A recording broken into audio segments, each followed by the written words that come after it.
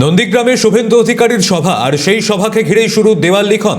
নন্দীগ্রামে ভেকুটিয়া অঞ্চলে দেওয়াল লিখন শুরু। তৃণমূলের প্রার্থীর নাম ছাড়াই প্রতীককে সামনে রেখে ভোট প্রচার পাল্টা কটাক্ষ করতে দেওয়াল লিখনের প্রস্তুতি শুরু। প্রতিনিধি রমেন মাইতি রয়েছেন আমাদের সঙ্গে। রমেন, কি জানা যাচ্ছে?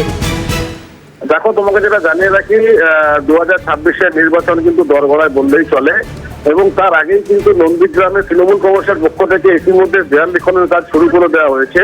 ভেকুটিয়া 41 নম্বর যে বুথ রয়েছে, সেই 41 নম্বর বুথে দেয়াল লিখনের কাজ করা হচ্ছে তৃণমূল কংগ্রেসের পক্ষ থেকে। কোনো প্রার্থীর নাম না লিখেই শুধুমাত্র দলীয় যে সিম্বল এঁকে এই চিহ্নে ভোট দিন, এমনই ভাবে কিন্তু দেয়াল লিখন শুরু করা হয়েছে।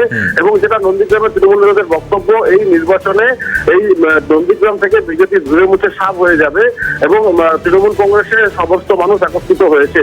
পাল্টা দেয়াল লিখনে কটাক্ষ ছুড়ে দিয়েছে বিজেপির পক্ষ থেকে। বিজেপির যেটা দাবি, নন্দীগ্রামে তৃণমূল কংগ্রেসের সঙ্গে মানুষ নেই এবং 2026-এর নির্বাচনে তা হারে হারে টের পাবে তৃণমূল কংগ্রেস। সৌম্য, ধন্যবাদ রমেন।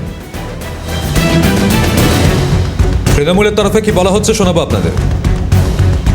অধিকারী তৃণমূলের যত দুর্নীতি লুটে পুটে খেয়ে মমতা বন্দ্যোপাধ্যায় কোলে আঁচলে মানুষ হয়ে যেভাবে গদ্দারি করেছে, তার প্রতিবাদে মানুষ নন্দীগ্রামে গর্জে উঠেছে। শুভেন্দু অধিকারীকে শিক্ষা দেওয়ার জন্য নন্দীগ্রাম মানুষ তৈরি আছে। আগাম তার প্রস্তুতি শুরু করে দিয়েছে নন্দীগ্রাম তার শুভেন্দু অধিকারীর গড়ে। সারা পশ্চিমবাংলা নয়, শুভেন্দুবাবুকে শিক্ষা দেওয়ার জন্য তার নিজের গড়ে নন্দীগ্রামে সমস্ত দিক থেকে রাজনৈতিক প্রভাব তৃণমূলের অনেক জোরদার এবং আগাম কর্মসূচি নিয়ে ফেলেছে তৃণমূল কংগ্রেস।